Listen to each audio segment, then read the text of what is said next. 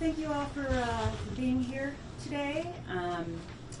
Today I'm announcing felony charges against Mark Chapman, a resident of the state of New York. Chapman repeatedly sexually assaulted and abused 2 victims for years while a resident of Michigan involved in the Church of Jesus Christ of Latter-day Saints and the Boy Scouts of America. And I want to take a moment to thank the staff of my department for their great work on these cases. Danielle Hagman-Clark, our criminal division chief, Danielle Rousseau-Bennett, our assistant AG, who was specially assigned on these cases, Rebecca Snyder Cox, victims advocate, and Paul Carvini, another victims advocate who works on these cases. We have a great staff here at the department. I'm very proud of their work. I also want to thank the Michigan State Police for their incredible work on these investigations, and specifically want to thank Inspector Greg Marenko and Detective Sergeant Brian Bugie. I got your name right back there, right? Okay, good. Awesome. And I also appreciate Director Colonel Gasper's ongoing partnership with us on these matters. The schedule unfortunately didn't allow for his attendance this morning, and I really do want to send a message that here at our department and Michigan State Police, we take sexual assault cases extremely seriously. And I think it's important for people to note that, particularly in light of recent remarks that have been out there. When you go to the Michigan State Police to make a report, when you come to our department and make a report, your case will be taken very seriously. This is not a joke to us. These are people's lives, and we are determined to investigate, use all of our resources that we possibly can to investigate these cases, and where the evidence leads to charges, to prosecute these cases vigorously. I think it's important for the public at large to know that. So most importantly, though, I want to recognize and thank the victims of these cases for their bravery in coming forward and for working with law enforcement to hold their abuser accountable for his crimes. So in June of 2021, I announced that my department was partnering with Michigan State Police to investigate sex abuse allegations against the Boy Scouts of America that came to light during the course of the civil litigation. And my department made available a hotline, which I'll repeat now, 844-324-3374, to receive information regarding abuse within the Boy Scouts organization. Since that time, we've investigated reports made through the hotline and the claims that were filed in the bankruptcy case against the Boy Scouts organization. This investigation involved a man that we are announcing charges against today. That began as a result of a call into that hotline. Mark Chapman is alleged to have abused children for years. He threatened them with violence when they refused to participate or tried to stop him from continuing his assaults. And he is the source of their pain, their psychological scars, and their mental anguish. The abuse of victim number 1 began in 2000, around the time the boy was 13 or 14 years old, and continued until he was 17 years old and a senior in high school. The incidents occurred at the victim's father's house, at Chapman's house, and at the local church. Chapman assaulted victim number 1 at locations that left the child with no safe refuge. Chapman used his standing as a member of the faith community, shared by victim number 1 and his family, and his involvement with the Boy Scouts of America to establish trust, and then repeatedly violated that trust by using opportunities associated with his community involvement as openings to harm victim number 1. For his crimes against victim number 1, we are charging Chapman with 6 counts of second-degree criminal sexual conduct, and also, all 6 counts are criminal sexual conduct in the second degree, and may involve multiple variables, including the victim being between 13 and 15, and the defendant coercing the victim to submit by exerting his authoritative position, and or defendant effected sexual contact through force or coercion, and the victim sustained personal injury. And each of the CSC2 counts have multiple variables, as I just described. We're also charging Chapman in another case for crimes against victim number 2. Victim number 2 was a family member, around 11 years old when the abuse by Chapman began. The abuse went on for years and often occurred during times that were designated for special opportunities for Chapman to spend time with victim number 2. After receiving a tip on the hotline regarding the abuse, my department initiated an investigation into allegations and has decided to charge Mark Chapman with 2 counts of criminal sexual conduct in the first degree and 2 counts of criminal sexual conduct in the second degree for the crimes he committed against victim number 2. So that's count 1, CSC 1, person under 13. That's a mandatory 25-year minimum on that count. Count 2, CSC 1. Count 3, CSC 2. Count 4, CSC 2. Both involving a person under 13. The statute of limitations for first-degree criminal sexual assault has changed over the years from a 6-year limit to no limit at all. However, in any case where a suspect leaves the state of Michigan and no longer resides here, the statute of limitations effectively stops. And in this case, the statute stopped running when Chapman left Michigan to live in New York in approximately 2007. Up until this week, Chapman was incarcerated in New York on other child abuse convictions. Our department charged Chapman upon release to ensure he was not allowed to exit the criminal justice system before facing charges here in Michigan. And I'd like to note that the details I provided regarding these 2 victims are purposefully sparse. While victim number 1 and victim number 2 are now adults, the crimes occurred against them when they were children. And furthermore, it's the policy of my department not to name or publicly identify victims of sexual assault. I provided what details I can to provide information about Chapman's crimes and still ensure the anonymity of the victims in these 2 cases. Allegations of widespread sex abuse in Boy Scouts of America in the civil case against the organization brought forward information that demanded action. And these are difficult cases as they span over the course of decades and jurisdictions and demand exceptional expertise and resources. And I'd really like to make this clear because so many of the cases that we have pursued involving these large-scale operations and investigations require victims to want to participate in the criminal justice system and to feel safe in doing so, and to know, again, that these cases will be taken very seriously by us. The Department of Attorney General is a safe haven for victims, and if a person reaches out to us, we take those allegations extremely seriously. And our team is comprised of experienced investigators, prosecutors, and victims advocates with special training and years of experience with sexual assault cases. And I want to go through this because, again, these investigations and holding these perpetrators accountable, many of them, of course, if they're not apprehended, if they're not held accountable, will go on to abuse more and more victims.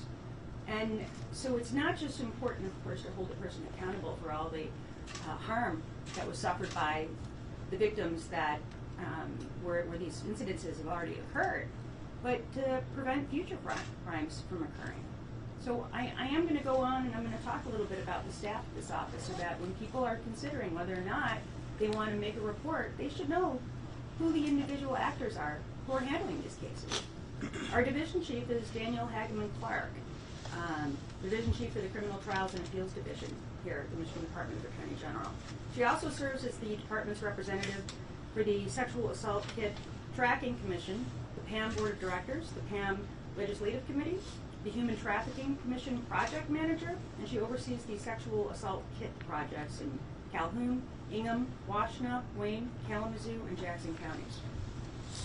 She previously served as the director of the Violence Against Women Project and at the Prosecuting Attorneys Association in Michigan. And in that capacity, she was responsible for training prosecutors, police officers, nurses, and advocates on the issues related to the investigation and prosecution of sexual assault, domestic violence, and stalking. And she is a trainer for MCOLS, the Michigan Commission on Law Enforcement Standards, and she helped to develop the curriculum for the 2-day law enforcement response to non-stranger sexual assault training. Prior to joining PAM, Danielle spent 15 years with the Wayne County Prosecutor's Office, where she was the founding member of the sexual assault team and served as the managing director of that unit. And she was responsible for the first prosecutions arising out of the untested rape kits in the city of Detroit back in 2012. During the course of her career, she was a lead attorney for the homicide unit, a member of the child abuse unit, special investigations unit, and general trial division. And she has prosecuted hundreds and hundreds of cases involving sexual assault and homicide, from directing extensive investigations, having made charging decisions and handled preliminary exams, trials, and sentencing for countless high-profile and complex multi-defendant cases. She's a member of the State Bar of Michigan and a master with the American Inns of Court. And she has served as a guest lecturer for the National District Attorneys Association, the Michigan Coalition to End Domestic and Sexual Violence, and Violence Against Women International, the State Bar of Michigan, the Institute of Continuing Legal Education, Wayne County SAFE, St. John's Hospital. Of course, she's got a long resume. She has served on many statewide groups as the expert in the field of sexual assault prosecuting, including the Campus Sexual Assault Work Group, Pediatric Sexual Assault Kit Project, MCOLS Curriculum Advisor for Non-Stranger Sexual Assault, and the work group to provide input on updating the domestic violence personnel protection orders, or personal protection orders, and instructions to the state court administrator's office. So she's our lead on these cases. Danielle Rousseau-Bennett, who's here with us today, is the Assistant Attorney General leading the Sexual Assault Unit. She prosecutes cases of sexual assault, domestic violence, stalking, and homicides. She directs investigations into these cases, participates in multidisciplinary team meetings, consults and provides technical assistance to prosecutors across the state on sexual assault and other violence against women crimes. She also participates as an expert trainer for the Prosecuting Attorneys Association of Michigan, and she's got a, wow, this is also very, very long. I'm not going to go through it all. I'll just say that I've had cases with her and against her, and I'd rather have her on my team than try cases against her. Bridget Frost is our special agent who investigates these cases alongside with the Michigan State Police, and she's got nearly a decade of law enforcement experience, and prior to working here at the AG's office, she was a detective with the Flint Police Department, specializing in violent crime against women and children, including sexual assault, domestic violence, and child abuse. Also a very, very, very long resume. And I want to talk about our victims advocates. Why? Because it's important that people know that when you come to our department and you make a report, it's not just that you're going to get the very best prosecutors and the very best investigators, but we have advocates that are going to help you. Most people, you know, I can't even say it takes years to get over the trauma of sexual abuse, because most people never get over that trauma. But we're here to help and to assist you and find programming for you. It's not just about investigating and prosecuting the case against your abuser. It's about helping you personally as a victim to be able to move on with your life.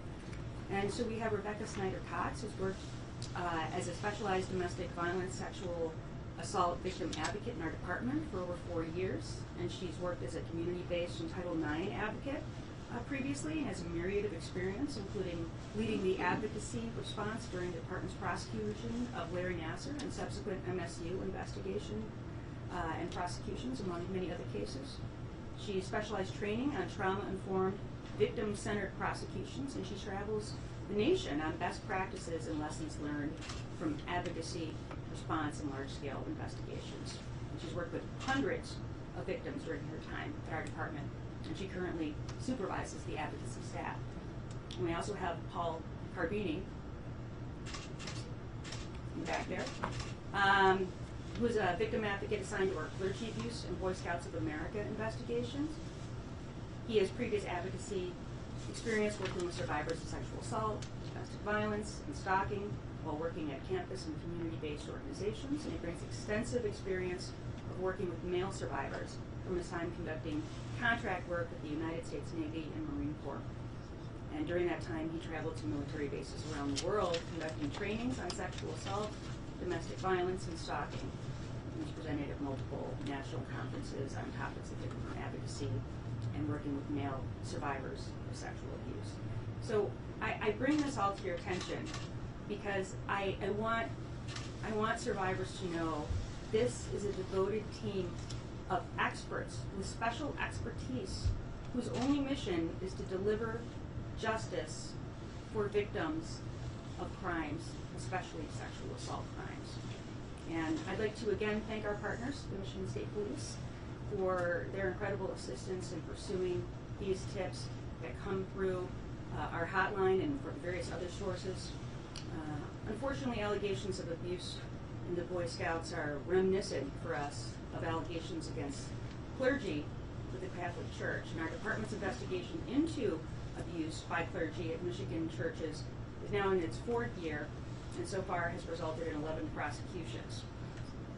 On October 3rd, 2018, 42 Michigan State Police troopers, 5 officers from different law enforcement agencies, and 15 special agents from the AG's office executed search warrants at Michigan's 7 dioceses.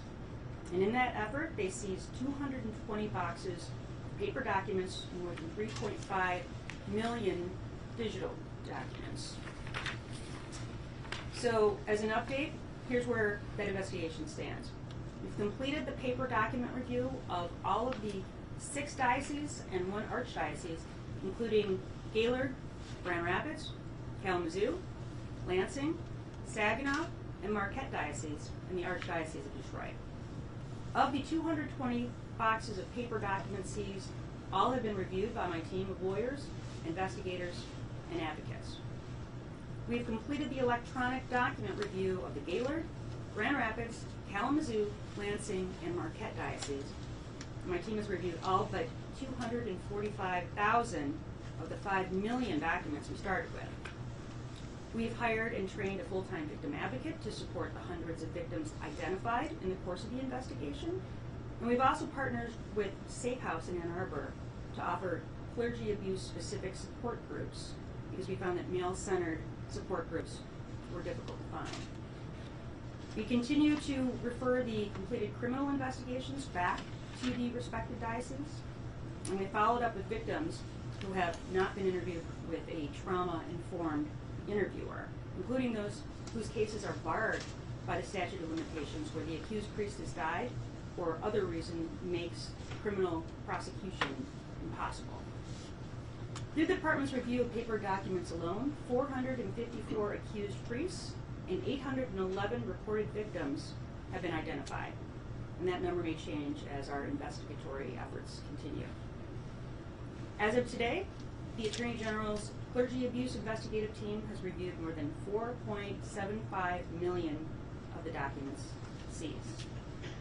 In addition to the paper and digital documents seized from the diocese, information is also received through our tip line, and that has generated 958 tips related to abuse, leading to at least 152 police investigations, 180 victim interviews, and 285 police reports, and there remain approximately 100 open investigations that are ongoing. It remains imperative that sexual predators are held accountable, and one of my top priorities remains securing justice for survivors of abuse.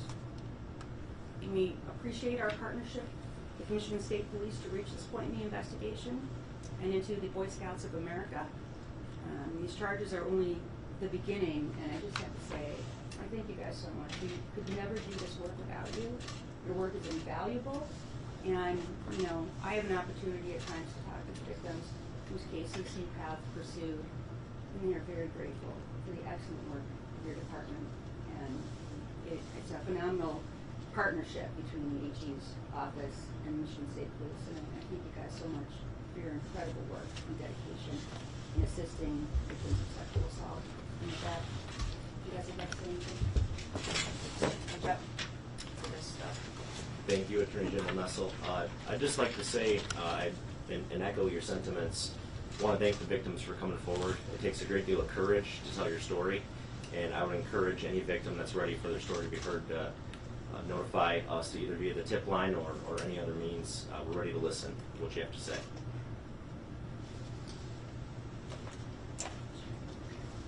Great. And with that, I'll take whatever questions we can answer, understanding that because these are criminal prosecutions, there are probably a lot of facts we'll have to be heard in a court of law as opposed to here at a press conference. Yes. Did you say Chapman is currently housed in a New York jail? And if so, how long is he expected to be there? So yes, he is in the New York Department of Corrections, correct? Danielle? I'm sorry. He's in the New York Department of Corrections right now? He is. The New York State Police are graciously assisting us in the plan is for them to take him into custody from the prison hopefully today, and then extradition procedures will take place at that point. We don't have any further information on if he's been arrested at this point. And as most of you are likely aware, he when we get him to Michigan will depend on whether or not he fights extradition or not. Have you spoke to him? Is there any remorse after, addressing what's going on with these two victims, or? Well, I certainly haven't spoken with him, but I would tell you that any statements that were or were not made are not something that we can discuss in the press conference. Any charges against the Church of Latter-day Saints or the Boy Scouts? For these particular ones, no. So on both cases came from one phone call into the hotline? Victim number one called into the tip line, and Detective Bugie investigated his case, and through his investigation he did find another victim, victim number two, who graciously was willing to talk and tell his story and go forward with prosecution. What's Chapman's relationship with the Boy Scouts and the church? He was a scoutmaster. What do you? Sorry.